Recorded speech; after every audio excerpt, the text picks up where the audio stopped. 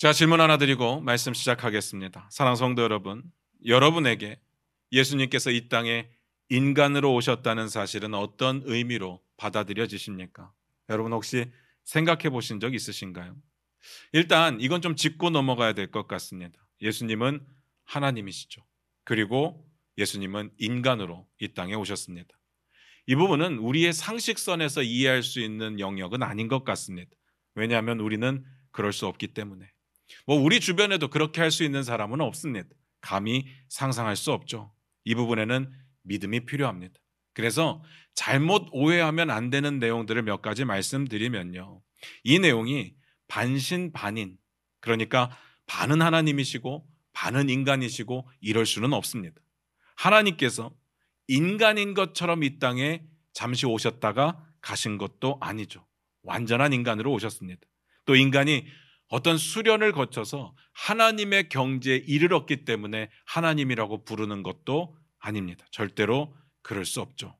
또 인간인데 하나님의 영이 임해서 하나님으로 불러들이거나 인정해 주는 것도 아닙니다. 이건 이단들이 주로 이렇게 이야기를 하죠. 보통 재림예수라고 말하는 사람들이 하나님의 영이 나한테 임해서 내가 재림예수다 이러고 나타나는 겁니다. 절대로 아니죠. 정답은 뭐냐면요. 예수님은 완전한 하나님이시고 완전한 인간이십니다. 끝이죠. 이 사실이 왜 중요하냐면 우리는 보통 예수님의 사랑하면 떠올리는 게 뭡니까? 십자가의 죽음만 떠올립니다. 이거보다 좀 더 나간다면 예수님께서 제자들의 발을 씻기신 그 장면을 보면서 예수님이 우리를 많이 사랑하셨다 이렇게 생각을 하죠. 그런데 십자가의 죽음만이 예수님의 사랑은 아닙니다. 십자가의 죽음이 가능했던 이유는 예수님께서 이 땅에 인간으로 오셨기 때문이었습니다. 예수님의 사랑은요, 거기서부터 시작입니다. 그래서 고민해 보자는 겁니다. 예수님께서 이 땅에 인간으로 오셨다는 이 사실이 우리에게 어떤 의미로 다가와야 되느냐 고민해 보자는 겁니다. 우리는 보통 이렇게 생각하기 쉽습니다. 그래도 하나님이시니까 인간이 되셨다 할지라도 똑같을 수는 없겠지. 완전히 우리하고 똑같을 수는 없겠지. 하나님이시니까. 그렇게 생각합니다. 여러분 생각은 어떻습니까? 그래서 이 사실을 어떻게 우리가 이해를 해야 되냐 하면요. 예수님이 인간이시라면 인간의 특징을 분명히 가지고 계실 겁니다.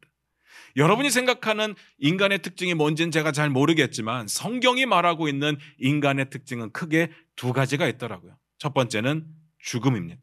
죽음은요, 인간이 가지게 되는 가장 큰 특징입니다. 물론 이건 하나님께서 창조하실 때는 그런 존재로 태어나지는 않았을 겁니다. 선악과를 먹고 타락하게 되니까 죽을 수밖에 없는 존재가 되어버린 거죠. 제가 장례식을 설교할 때마다 이런 문구를 자주 인용하곤 합니다. 하루를 살았다고 하는 것은 하루를 죽었다는 말입니다. 어떤 책에서 읽었는데 마음속에 확 와닿았습니다. 우리는 하루하루 산다고 생각을 하지만 그런데 어떻게 생각해 보면 하루하루 살았기 때문에 하루하루만큼 죽음에 가까워지고 있는 겁니다. 내 살 날이 줄어들고 있다는 이야기입니다. 아무도 피해갈 수 없죠. 산다는 말과 죽는다는 말은 사실 크게 다르지 않습니다. 오늘 하루 살고 있다, 이 말은 오늘 하루 죽고 있다는 이야기이기 때문에 우리에게 허락된 이 삶을 그렇기 때문에 소중하게 살아내야 되는 겁니다. 꽤 많은 사람들이 불로장생을 꿈꾸지만 불로장생을 이루었던 사람은 이 땅에 한 사람도 없었습니다. 그렇다면 예수님께서 인간으로 오셨다면 죽음을 전제하셨다는 이야기입니다. 뭔 말인지 아시겠습니까? 예수님께서 이 땅에 오셔서 우리를 구원하시는데 그냥 적당히 고통당하시다가 자, 내가 니네 위해서 고통당했으니까 이제 됐지, 너희를 구원할게 이래도 되는데 왜 굳이 십자가의 죽음을 맞이하셔야 되었는가? 예수님은 인간으로 오셨기 때문에 그렇습니다. 인간은 죽음을 맛볼 수밖에 없습니다. 두 번째 인간의 특징은요, 순종이라고 말할 수 있습니다. 이건 좀 설명이 필요하죠. 우리가 생각하는 인간하면 떠올리는 이미지와 특징하고는 좀 다를 수 있습니다. 그런데 제가 말씀드리는 건 성경이 말하는 인간의 특징을 말씀드리는 겁니다. 하나님께서 원하시는 인간의 기본 자세가 뭐겠습니까? 순종입니다. 하나님은요, 항상 인간들에게 순종을 요구하십니다. 태초에 아담과 하와를 만드시고도 명령하셨고 순종을 요구하셨습니다. 동산 안에 있는 모든 나무의 열매는 임의로 먹되 그런데 동산 중앙에 있는 선악을 알게 하는 나무의 열매는 먹지 말라. 먹는 날에 정령 죽으리라 순종을 요구하셨습니다. 하나님과 인간의 관계 가운데 인간의 가장 큰 특징이 뭐냐? 순종입니다. 순종이 우리에게 필요합니다. 그러니까 하나님께서 인간의 모습으로 이 땅에 오셨다는 말에는 순종을 전제하고 있다는 이야기입니다. 단순하게 육신을 입고 육신의 모습으로 이 땅에 살아가는 것뿐만이 아니라 순종의 자세가 필요하다는 이야기입니다. 그래서 빌립보서 기자가 이렇게 말하는 겁니다. 빌립보서 2장 6절부터 8절입니다. 화면 보시고 같이 한번 읽어보도록 하겠습니다. 같이 읽겠습니다. 시작. 그는 근본 하나님의 본체시나 하나님과 동등됨을 취할 것으로 여기지 아니하시고 오히려 자기를 비워 종의 형체를 가지사 사람들과 같이 되셨고 사람의 모양으로 나타나사 자기를 낮추시고 죽기까지 복종하셨으니 곧 십자가에 죽으심이라. 예수님께서 인간이 되셨다는 말에는요, 자기를 비워 종의 형체를 갖추는 그 모습을 말하는 겁니다. 자기를 낮추어 죽기까지 순종하는 그 모습을 포함하고 있습니다. 왜냐하면요, 인간이 그런 존재이기 때문에, 인간에게는 순종이 요구되기 때문이죠. 그러면 우리는 이 부분을 고민해 봐야 됩니다. 예수님의 입장에서 하나님과 동등됨을 취할 것으로 여기지 않고 자기를 비워 종의 형체로 이 땅에 인간의 모습으로 오셨을 때 그 마음은 어떤 마음이셨을까? 고민해 봐야 되지 않겠습니까? 왜 굳이 그냥 짠하고 구원해 주실 수도 있었을 텐데 굳이 인간의 모습으로 그것도 종의 형체를 가지고 하늘 보좌를 버리고 이 땅에 오셨을까? 고민해 봐야 되지 않겠습니까? 이 모든 것들을 논리적으로 이론적으로 설명할 수 있는 방법이 아무리 찾아봐도 없더라고요. 방법은 딱 하나죠. 정답은 사랑 때문입니다. 여러분 같으면 하시겠습니까? 여러분 같으면 사랑하는 그 누군가를 위해서 혹은 그 무언가를 위해서 그 사람이 되어주고 그 무엇이 되어줄 수 있겠습니까? 요즘에 집에서 강아지 키우시는 분들 많을 겁니다. 뭐 고양이도 키우죠. 엄청 사랑합니다. 저는 집에서 개 키우는 걸 별로 좋아하지는 않지만 저희 집에 사는 사람들은 다 좋아해요. 그런데 좋아한다고 해서 개가 될 수 있는 사람은 없죠. 좋아한다고 해서 고양이가 되어주는 사람은 없습니다. 개와 고양이가 심심하니까 놀아주기 위해서 나는 개가 될 거야, 그렇게 살아가는 사람은 없다는 이야기입니다. 뭔 말인지 아시겠습니까? 그러니까 예수님의 사랑은요, 우리의 삶의 모습으로 이 땅에 오셔서 인간의 그 모습을 살아내셨다는 데 있는 겁니다. 그게 예수님의 사랑의 시작이죠. 오늘 그 이야기를 좀 더 나눠보도록 하겠습니다. 오늘 본문 말씀 같이 봅니다. 마태복음 3장 13절입니다.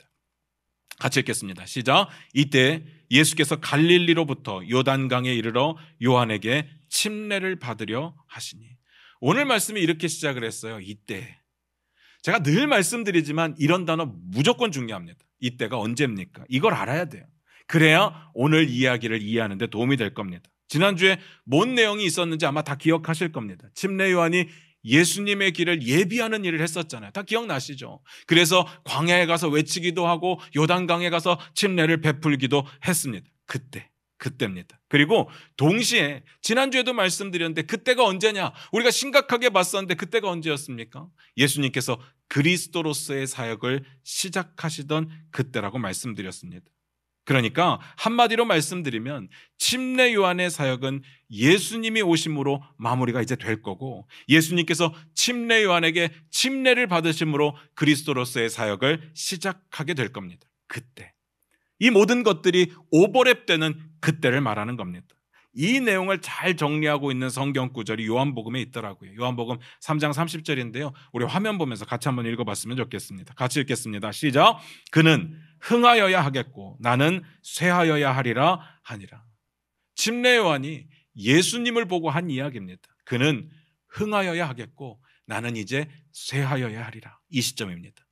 우리 3장 13절을 다시 보고 더 말씀을 드리도록 하겠습니다. 3장 13절 같이 읽습니다. 시작. 이때 예수께서 갈릴리로부터 요단강에 이르러 요한에게 침례를 받으려 하시니.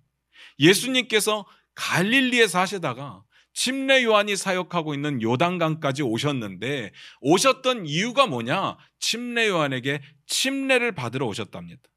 다른 건 다 빼고 여기서 중요한 건 예수님께서 침례 요한의 침례를 받기 위해서 나타나셨다는 이야기죠. 잘 생각해 보시기 바랍니다. 지난주에도 이 이야기를 드렸었는데 혹시 기억하시는지 모르겠어요. 침례 요한의 침례와 예수 그리스도의 침례는 질적으로 다르다고 말씀드렸습니다. 기억나십니까? 어떻게 다르다고 했습니까? 한번 찾아볼까요? 3장 11절입니다. 3장 11절입니다. 같이 읽겠습니다. 시작. 나는 너희로 회개하게 하기 위하여 물로 침례를 베풀거니와 내 뒤에 오시는 이는 나보다 능력이 많으시니 나는 그의 신을 들기도 감당하지 못하겠노라. 그는 성령과 불로 너희에게 침례를 베푸실 것이요. 침례 요한의 침례는요, 회개를 하게 하기 위해서 베푸는 침례라고 말합니다. 그 이상의 의미가 없다는 뜻이죠. 예수님의 침례는 어떻다고 했습니까? 성령과 불로 베푸는 침례였습니다. 얼핏 보면 이건 형식의 문제처럼 보이잖아요. 하나는 물, 하나는 불. 그런데 제가 지난주에 말씀드렸는데 그런 게 아니라고 했습니다. 예수님께서도 요한복음에 보면요, 동일하게 물로 침례를 베푸시죠. 그때 뭐 하늘에서 막 불이 떨어지고 가슴이 막 불타오르고 이런 일은 없었다고 했습니다. 그냥 물로 침례를 베푸셨습니다. 그러니까 이건 그런 이야기가 아니라 침례의 목적에 관한 문제였습니다. 침례 요한의 침례의 목적이 뭐겠습니까? 회개라고 했습니다. 그럼 예수 그리스도의 침례의 목적은요, 불과 성령이죠. 이게 왜 목적이냐? 지난주에 다 말씀드렸습니다. 성령과 불이 뭘 뜻한다고 했습니까? 믿는 자와 믿지 않는 자, 하나님 나라 백성과 그렇지 않은 자를 구분짓는다고 했습니다.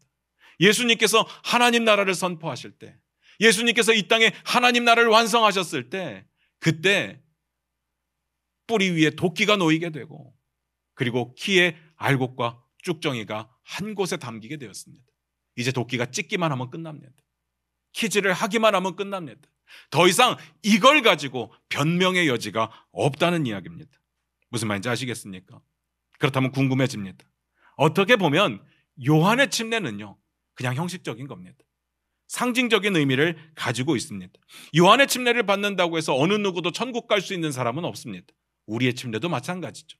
그리고 뿐만 아니라 침례를 받는다고 해서 죄사함을 얻는 것도 아닙니다. 정말로 형식적이고 정말로 상징적입니다. 침례를 받기 위해서 회개를 먼저 하는 거고, 그리고 살다 보니까 죄를 짓게 되고 내가 침례 받은 사람이니까 그 침례를 기억 속에 기억하면서 다시 회개를 하게 되는 그런 의미가 있는 거죠. 침례 요한의 사역은 여기까지였습니다. 예수님의 사역을 준비하는 것까지. 그런데 왜 예수님께서 침례 요한의 침례를 받기 위해서 여기에 나오셨을까요? 궁금하지 않습니까? 3장 14절 한번 볼까요? 같이 읽겠습니다. 시작. 요한이 말려 이르되 내가 당신에게서 침례를 받아야 할 터인데 당신이 내게로 오시나이까. 일단 제 말이 맞는 것 같죠. 요한도 지금 말리고 있잖아요. 이 상황이 말이 안 되는 겁니다. 당연히 말려야 되는 상황이죠. 여기서 말렸다는 말이요, 그냥 예의상 아이고 저한테 왜 이러십니까? 이 정도의 의미가 아닙니다. 이걸 문법적으로 보면 미완료 시제거든요. 그러니까 끊임없이 말렸다는 이야기예요. 극구사양했다는 이야기입니다. 침례 요한은요, 그럴 수밖에 없었죠. 침례 요한의 사역은 예수님의 길을 예비하는 건데 예수님이 나와서 침례를 받겠다고 하니까 자신의 입장에서는 말이 안 되는 거죠. 예수님이 오시면 침례 요한은요, 죄송한 이야기인데 사라져 줘야 되는 겁니다. 그게 맞죠. 그는 흥하여야 하겠고 나는 쇠하여야 하리라. 그 말이 맞는 거거든요. 그런데 여기서 궁금한 게 생겼습니다. 침례 요한이 예수님이 그리스도이신 걸 알고 말리는 걸까요? 어떨 것 같습니까? 알았으니까 말렸을까요? 아니면 몰랐는데 말렸을까요? 궁금하지 않습니까? 이게 애매한 게, 정말 알았다면요, 침례 요한의 반응이 이 정도에서 끝나면 안 되는 거예요. 잘 생각해 보시기 바라요. 구약이든 신약이든 하나님의 사자를 만나건 하나님을 만났던 사람들이 이 정도로 반응이 끝나지 않아요. 최소한 베드로처럼 정도는 해줘야 되지 않겠습니까? 베드로가 엄청난 기적을 경험하고 나서 아, 저분이 보통 분이 아니구나 라고 생각했을 때 그가 어떻게 반응합니까? 성경에 이렇게 나옵니다. 제가 읽어드릴게요. 누가복음 5장 8절입니다. 시몬 베드로가 이를 보고 예수의 무릎 아래에 엎드려 이르되 주여 나를 떠나소서 나는 죄인이로소이다 하니, 이 정도의 반응이 진짜 하나님 만났을 때, 하나님의 사자를 만났을 때, 그의 준하는 어떤 절대적인 능력자를 만났을 때 우리가 보통 갖춰야 되는 그런 예의의 모습 아니겠습니까? 그런데 솔직하게 침례 요한은 그 정도는 아니잖아요. 그냥 거절하는 정도, 예의를 갖추는 정도. 게다가 요한복음에 보면요, 이런 내용이 있습니다. 1장 31절부터 34절인데요. 화면 보시고 같이 한번 읽어보겠습니다. 같이 읽겠습니다. 시작. 나도 그를 알지 못하였으나 내가 와서 물로 침례를 베푸는 것은 그를 이스라엘에 나타내려 함이라 하니라. 요한이 또 증언하여 이르되 내가 보매 성령이 비둘기같이 하늘로부터 내려와서 그의 위에 머물렀더라. 나도 그를 알지 못하였으나 나를 보내어 물로 침례를 베풀라 하신 그이가 나에게 말씀하시되 성령이 내려서 누구 위에든지 머무는 것을 보거든 그가 곧 성령으로 침례를 베푸는 이인 줄 알라 하셨기에 내가 보고 그가 하나님의 아들이심을 증언하였노라 하니라. 침례 요한이 계속 이렇게 말하는 겁니다. 나도 몰랐다. 나도 예수님이 누군지 몰랐고 오실 메시아가 누군지 몰랐다. 근데 나에게 침례를 베풀라고 한 이가 있었는데 그 이가 누군지는 잘 모르겠어요. 성령이시든지 주의 사자든지 그렇겠죠. 하나님의 뜻을 알려주는 그런 분이겠죠. 그가 말씀하시는 게 뭐냐?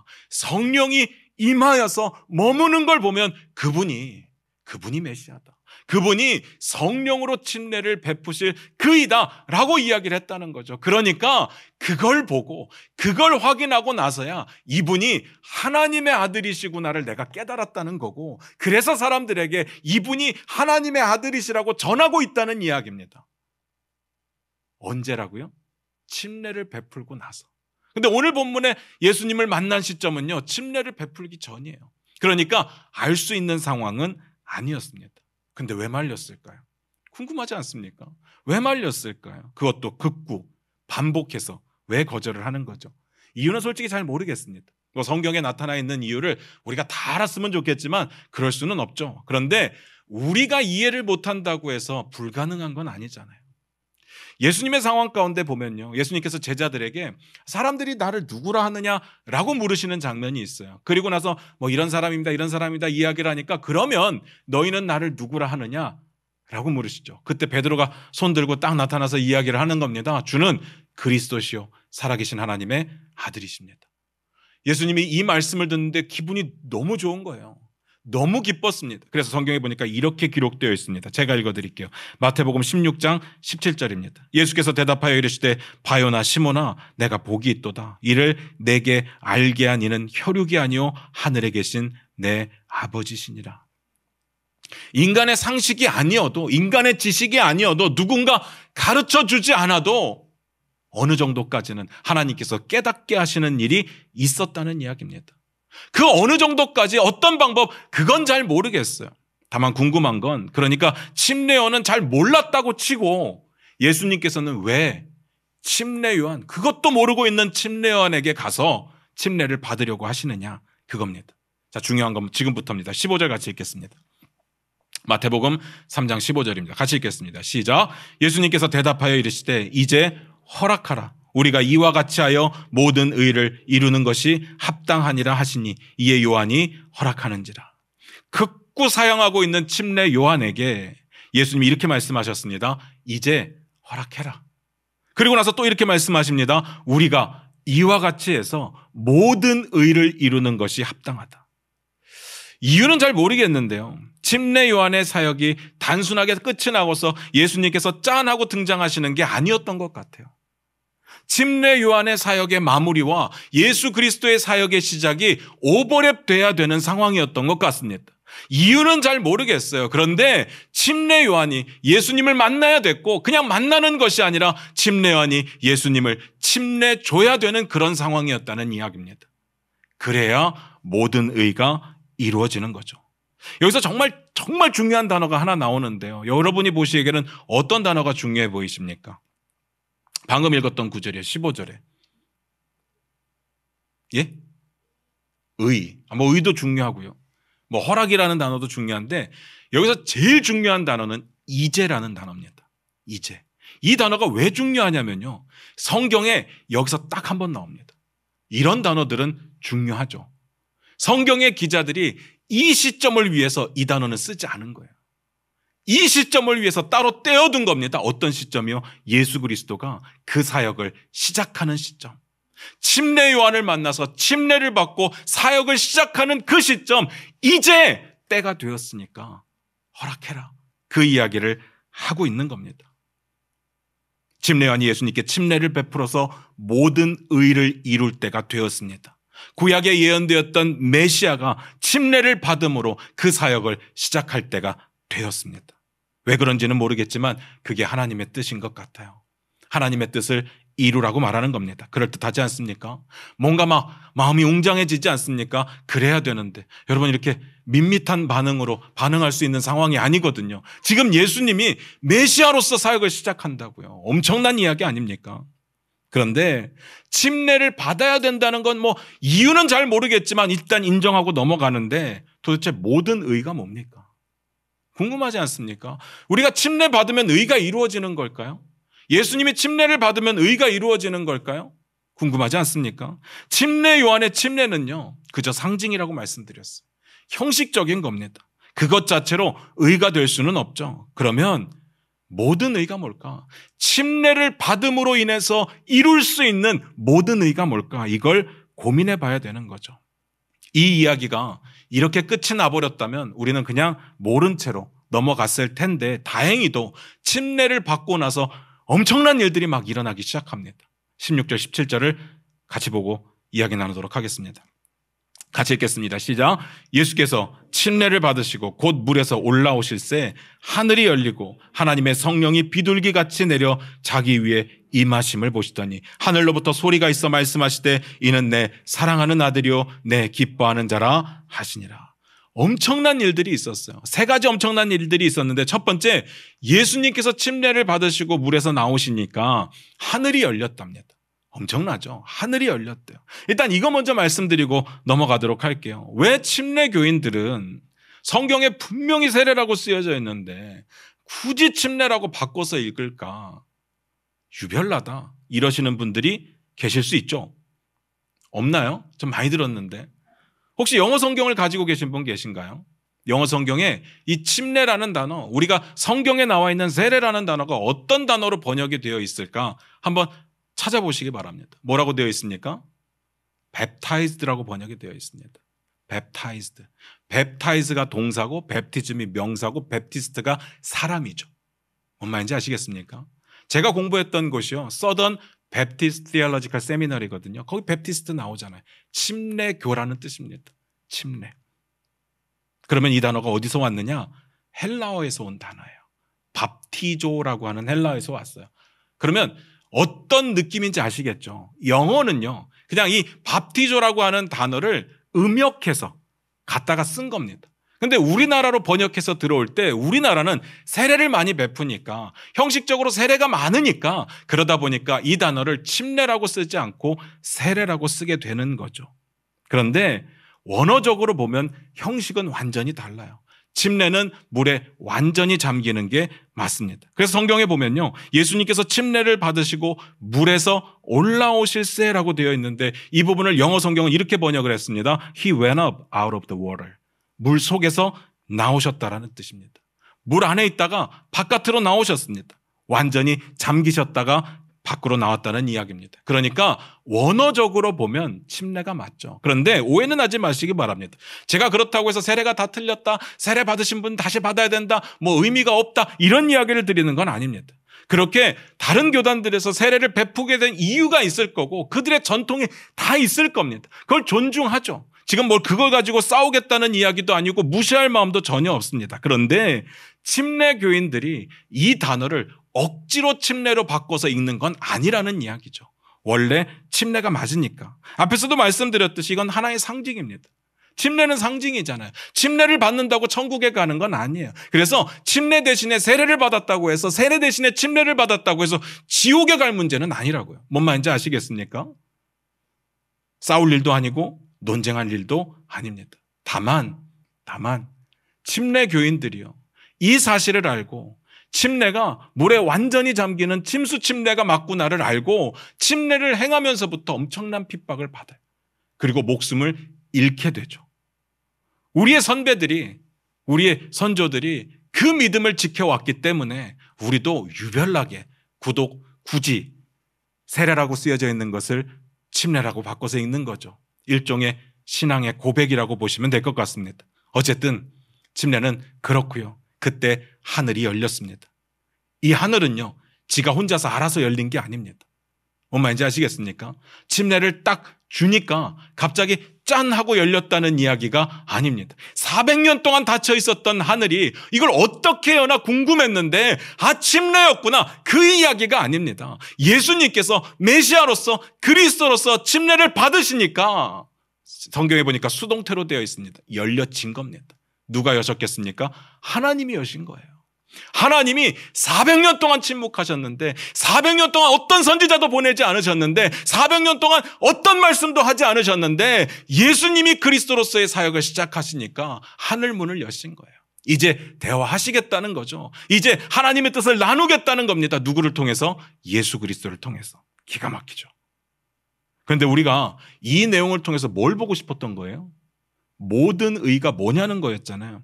모든 의를 이룬다는 말이 아직은 뭔 말인지 모르겠지만 확실한 거 하나는요, 예수님께서 인간들이 받으시는 침례를 받으시니까 하나님께서 그 문을 여셨다는 겁니다. 이게 중요하죠. 모든 의는 이것과 관련이 있습니다. 두 번째, 하늘 문이 열리고 하나님의 성령이 비둘기같이 내려서 자기 위에 임하시는 것을 봤답니다. 성령이요, 비둘기같이 임했답니다. 그래서 성화 같은 데 보면 항상 비둘기를 이렇게 그려놓죠. 잘 모르겠습니다. 성령이 비둘기처럼 생긴 건지 아니면 비둘기 수십 마리가 이렇게 땅에 쫙 내려앉을 때 그런 모습으로 왔다는 이야기인지 그건 잘 모르겠어요. 여기서 중요한 건 비둘기가 아니라 성령님이 눈에 보이게 가시적으로 임했다는 이야기 아니겠습니까? 그래서 중요한 건 누가 그걸 봅니까? 침례 요한이 보죠.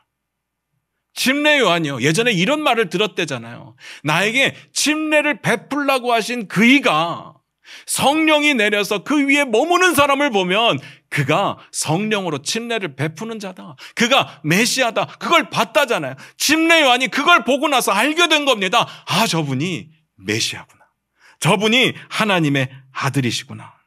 아직 모든 의가 뭔지는 확실하지 않지만 확실한 건 예수님께서 침례를 받으시니까 성령님이 임했다는 사실이고, 그리고 예수님이 하나님의 아들이심과 그리스도이심을 알게 되었다는 이야기입니다. 그래서 선포하게 되었죠. 마지막 세 번째입니다. 하늘에서 드디어 소리가 있었습니다. 이는 내 사랑하는 아들이요, 내 기뻐하는 자다. 이 부분이 오늘 이야기의 결론이 될 겁니다. 모든 의가 뭐냐는 것에 대한 해답이 될 겁니다. 우리는요, 저도 그렇지만 강조하려면 반복을 합니다. 강조하기 위해서는 반복을 많이 하잖아요. 그래서 우리는 이런 글을 읽을 때마다 똑같은 이야기를 반복적으로 강조하고 있구나, 이렇게 받아들이는데 이 두 말은요, 전혀 다른 의미를 가지고 있습니다.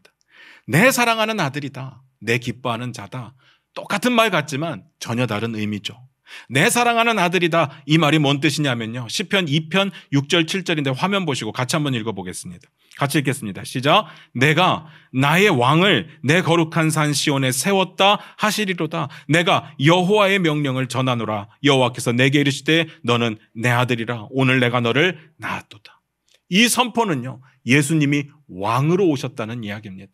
앞으로 오실 메시아는 하나님의 아들, 왕으로 오신 메시아라는 이야기예요. 우리 이거 앞에서 계속 봤던 이야기잖아요. 마태복음 처음부터 했던 이야기가 이 이야기였잖아요. 다윗 왕조에서 왔고, 그래서 왕으로 오신 예수님, 이걸 강조한다고 했잖아요. 이건 다 아는 이야기입니다. 중요한 건 그 다음이에요. 내 기뻐하시는 자다. 이사야 42장 1절입니다. 같이 한번 화면 보면서 읽어보도록 하겠습니다. 같이 읽겠습니다. 시작. 내가 붙드는 나의 종, 내 마음에 기뻐하는 자, 곧 내가 택한 사람을 보라. 내가 나의 영을 그에게 주었은즉 그가 이방의 정의를 베풀리라. 내 마음에 기뻐하는 자가 누구래요? 나의 종이라고 이야기를 합니다. 나의 종이 내가 기뻐하는 자예요. 여기서부터 헷갈리기 시작합니다. 예수님은 하나님이시잖아요. 하나님의 아들이시잖아요. 그런데 내 기뻐하는 자는 종이라고 말하니까 이 말이 안 되는 것 같지 않습니까? 우리가 앞에서 읽었던 구절 다시 한번 읽어볼까요? 빌립보서 2장 6절부터 8절입니다. 같이 한번 읽겠습니다. 시작. 그는 근본 하나님의 본체시나 하나님과 동등됨을 취할 것으로 여기지 아니하시고 오히려 자기를 비워 종의 형체를 가지사 사람들과 같이 되셨고 사람의 모양으로 나타나사 자기를 낮추시고 죽기까지 복종하셨으니 곧 십자가에 죽으심이라. 우리 서론에서 나눴던 이야기잖아요.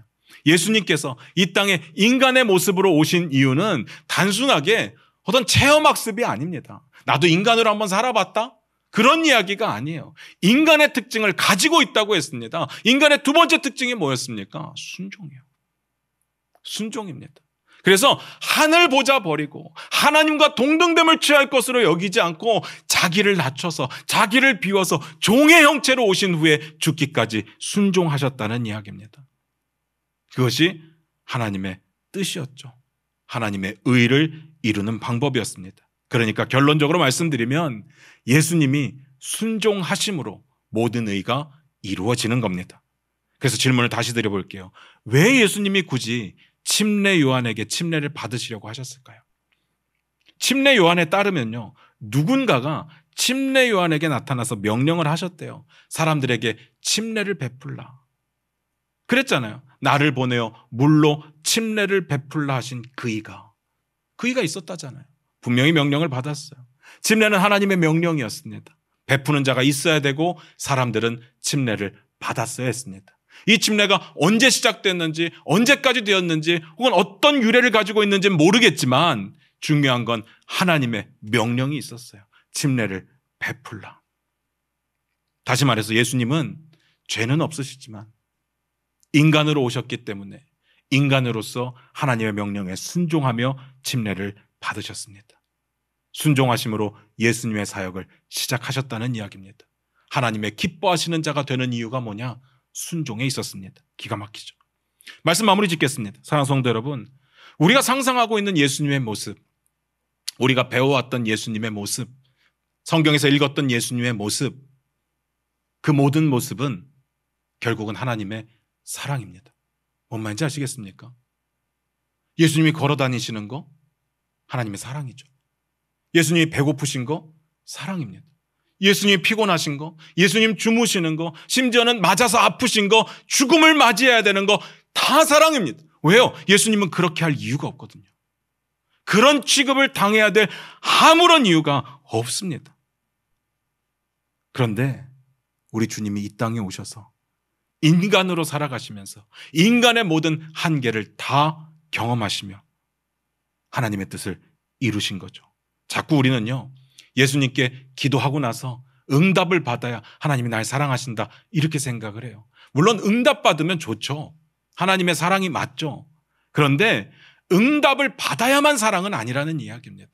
이게 무슨 사춘기 청소년처럼 부모가 뭐가 없어서 불편하고 뭐가 없어서 원망스럽고 이러려면 나를 왜 낳았어? 이러는 것처럼 예수님께서 내 기도를 응답하지 않는다고 해서 날 사랑하지 않는 것 같아. 예수님 안 계신 것 같아. 하나님 어디 계신 거야? 이럴 수 없다는 이야기입니다. 하나님이 우리의 기도를 안 들어주신다는 이야기가 아니에요. 예수님의 이름을 통해서 하는 그 기도에 응답하실 겁니다. 그런데 이걸 가지고 예수님이 사랑 안에 만해를 논할 수는 없다는 이야기죠. 무슨 말인지 아시겠습니까?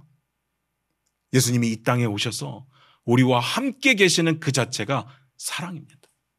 저희 아버지 돌아가셨을 때 참 많은 사람들이 저희 장례에 와주셨습니다.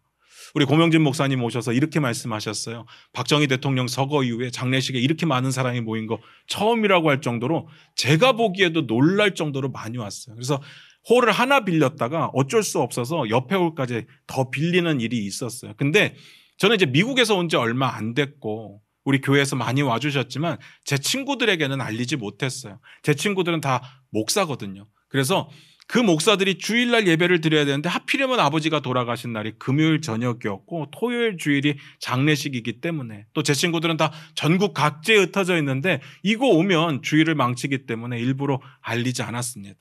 그런데 친구 하나가 어떻게 알고 찾아왔어요. 여러분 장례식장 가보셨잖아요. 어떤 구조로 돌아가는지 아시죠? 먼저 와서 이렇게 국화꽃을 앞에다 딱 이렇게 하고 이렇게 기도하고 또 유가족하고 인사하고 그러면 이제 유가족 중에 지인이 데리고 나와서 밥 먹고 가. 그러면 이제 저쪽 식당에 앉아서 밥 먹고 있다가 왜 돌아가셨는지 어떻게 돌아가셨는지 한두 마디 하다가 먹고 가 이러고 이제 가는 거잖아요. 보통 장례식 다 그렇잖아요. 그런데 제가 그렇게 하고 저도 이제 들어와서 또 사람들 모시고 왔는데 여전히 그 자리에 앉아 있는 거예요. 처음에는 고마웠는데 시간이 지나면 지날수록 마음이 불편해지는 겁니다. 쟤 왜 안 가지? 그렇잖아요. 사람들이 엄청 많이 왔다니까요. 자리가 모자른데 지금 몇 시간째 그 자리를 차지하고 앉아 있는 거예요. 그래서 보다 갔죠. 친구니까 그냥 쉽게 얘기했습니다. 야 가라. 자리가 모자르다. 그런데 그 친구가 이렇게 말을 하는 거예요. 내가 가장 끝까지 있다 갈 거야. 너랑 가장 오래 있다가 갈 거야. 신경 쓰지 마. 네 친구니까. 이렇게 얘기를 하는 거예요. 와, 제가 그 말을 듣는데 너무 감동이잖아요. 친구라서 제일 오래 있고 싶대요. 가장 오래 있는 자가 되고 싶대요. 그러고 나서 보니까 그 친구가 앉아있는 것도 우정이고, 그 친구가 앉아서 계속 리필해서 반찬을 먹는 것도 우정이고, 그렇잖아요. 막 그 멸치, 땅콩 이런 거 계속 갖다 먹는 것도 우정이고, 떠나지 않는 그 자체가 우정이잖아요. 뭔 말인지 아시겠습니까? 감동이 되더라고요. 그런데 주님이 오셔서 우리와 함께 하시겠대요. 그거면 된 거 아닙니까? 그 이상 뭐가 필요한 거예요? 그것도 우리가 잘하니까, 하나님 앞에 잘 섬겼으니까, 하나님 앞에 죄가 없으니까 그렇게 오신 것이 아니라 우리가 아직 죄인 되었을 때, 우리가 아직 연약할 때 이 땅에 인간의 모습으로 오셔서 죽기까지 복종하셨습니다. 그리고 그것을 사랑이라고 말씀하시는 거죠. 주님이 인간의 모습으로 오시는 것이 뭘 포기하고 오신 건지 아시잖아요. 하늘 보좌를 버리고 왔습니다. 하나님 아버지와 동등됨을 취할 것으로 여기지 않으시고 종의 형체를 입어 죽기까지 복종하셨습니다.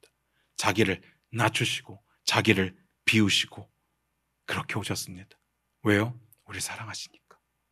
그게 사랑이죠. 사랑하는 성도 여러분, 저는요, 예수님의 십자가의 죽음이 엄청난 사랑인 걸 압니다. 그런데 그것만 사랑이 아니에요. 예수님이 성경에 등장하는 그 순간부터 예수님은 사랑이십니다. 위로가 되지 않습니까? 그 예수님이 이렇게 약속하시는 거예요. 내가 너와 항상 함께 있으리라. 우리와 가장 오래 있겠다고 말씀하시는 분이 예수님이시잖아요. 가장 늦게까지 있겠다고 말씀하시는 분이 예수님이시잖아요. 그런데 우리는요, 그것까지지만 하나님은 영원히 죽음 이후에도 우리와 함께 계시지 않습니까? 뭘 더 바라겠습니까? 우리 주님의 사랑이 크시다는 걸 어떻게 설명할 수 있겠습니까? 우리 주님은 영원토록 우리와 함께 하실 분이십니다. 너무 뻔한가요? 그런데 언젠가는 이 사실이 우리에게 위로가 되는 순간이 찾아올 겁니다. 그게 언제일까요? 우리가 주님을 인격적으로 만나게 될 때. 하나님이 진짜구나, 지금도 여전하시구나 알게 될 때. 그때 우리의 마음 가운데 주님 주시는 위로가 가득할 줄로 믿습니다. 기도하겠습니다.